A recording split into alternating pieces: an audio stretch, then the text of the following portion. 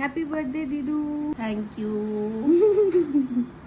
ছিল আমার দিদুর জন্মদিন। সকাল থেকে আমরা সবাই দিদুর বাড়িতে। ছুটির দিন, তাই কারুর অফিসও নেই। দিদু তো ওইটুকুতেই খুশি যে দিদুর মেয়ে, জামাই, নাতি নাতনি সবাই এক জায়গায়। কিন্তু সে তো জানেই না যে ঠিক পাশের বিল্ডিং এ চলছে তার সারপ্রাইজ পার্টির আয়োজন। আর রান্না বান্না ঠিকঠাক হচ্ছে কিনা সেটার ভার পড়েছিল অফকোর্স আমার উপর। দিদু যেন কোনোভাবেই কিছু জানতে না পারে, সেই কারণে একবার ভেনিউ যাচ্ছি, আবার দৌড়ে এই বাড়ি আসছি। দিদু তো মাঝে মাঝেই রেগে যাচ্ছে আর জিজ্ঞেস করছে কোথায় উধাও হয়ে যাচ্ছি আমি। এদিকে গিয়ে দেখি মাংস কষানো হয়ে গেছে, রংটা যে কি দারুণ এসেছে।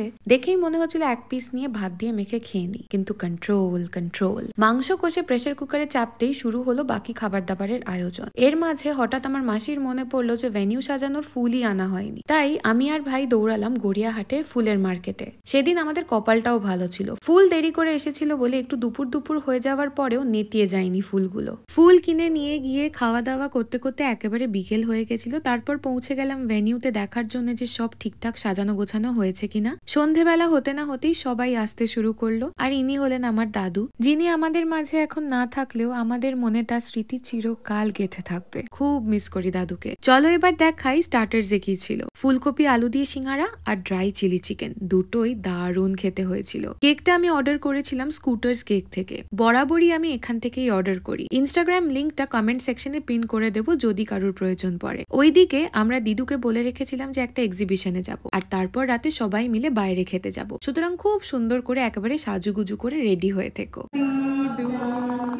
Happy birthday to you.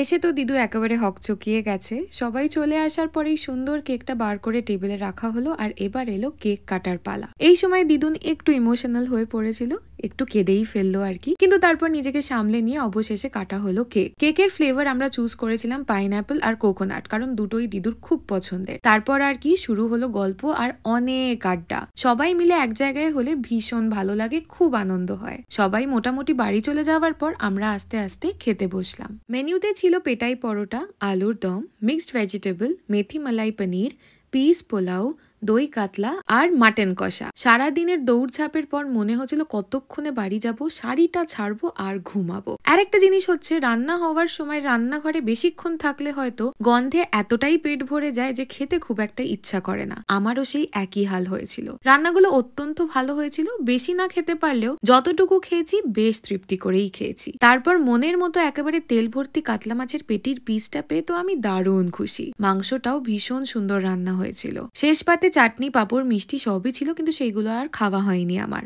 যাক, দিদু ভীষণ খুশি হয়েছিল সেদিন, আর সেটাই আমাদের কাছে বিশাল বড় একটা পাওনা।